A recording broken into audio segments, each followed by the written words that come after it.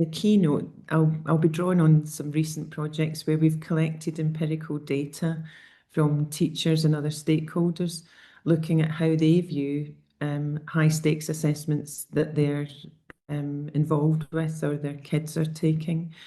And in that, especially following on from the pandemic, we're really interested in the difference between how we as insiders inside assessment systems view assessments compared with how society sees them and is using them. And in trying to bridge some of these gaps, look at the differences and see what we need to adapt to make those understandings more common. Yeah, this is a topic I think that is currently on the minds of everybody working in assessment. And what does it mean at the end of the day for the student?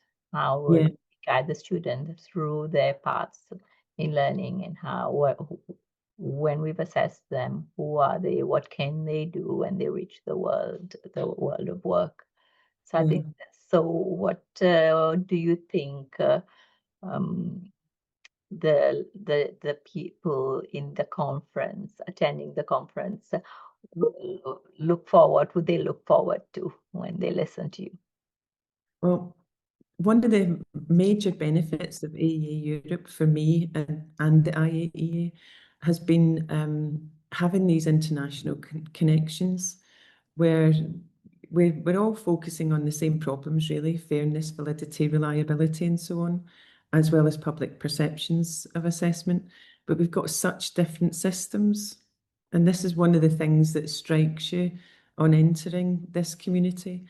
So part of my work is drawing on that experience of hearing from colleagues across Europe and beyond, and looking at what has produced these different kinds of assessments. And we all understand our own systems because they're embedded in cultural and historical and institutional ways of being in different countries.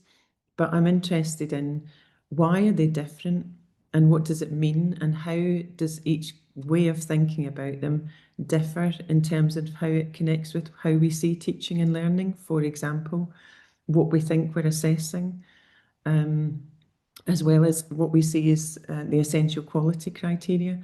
So that's part of what I want to talk about, is about how what I'm describing as different paradigms of assessment and how it connects with the wider uses of assessment. So I'm looking forward to some real debates around all of that.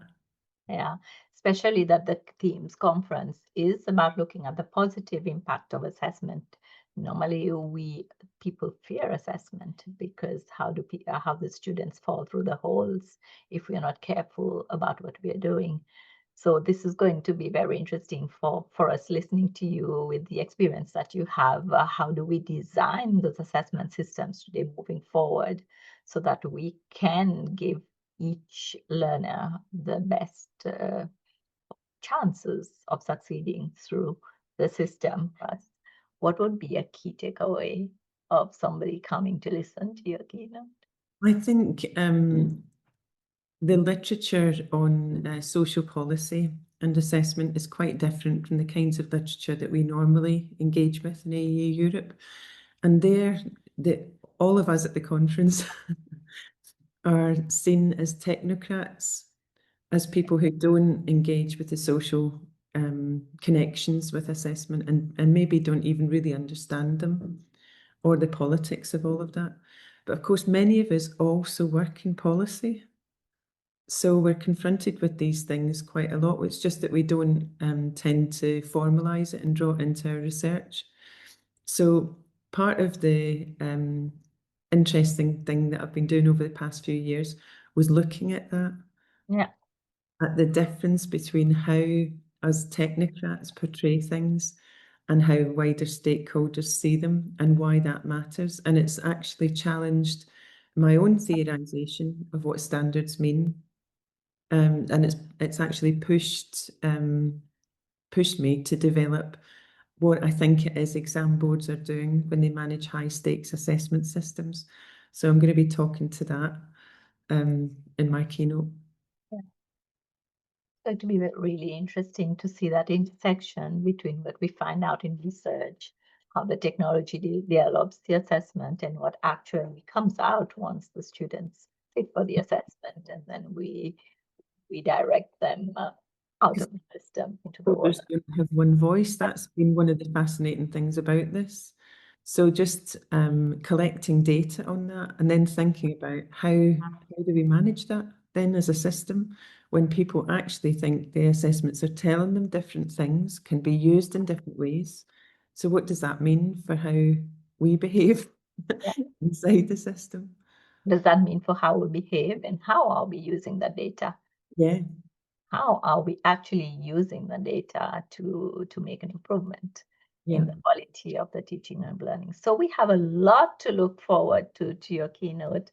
I would like to thank you very much, Professor Baird, for joining us today. And I would invite all those who are listening to us to sign up for our conference and to come and listen to you. Thank you very, very much. And see you at the conference.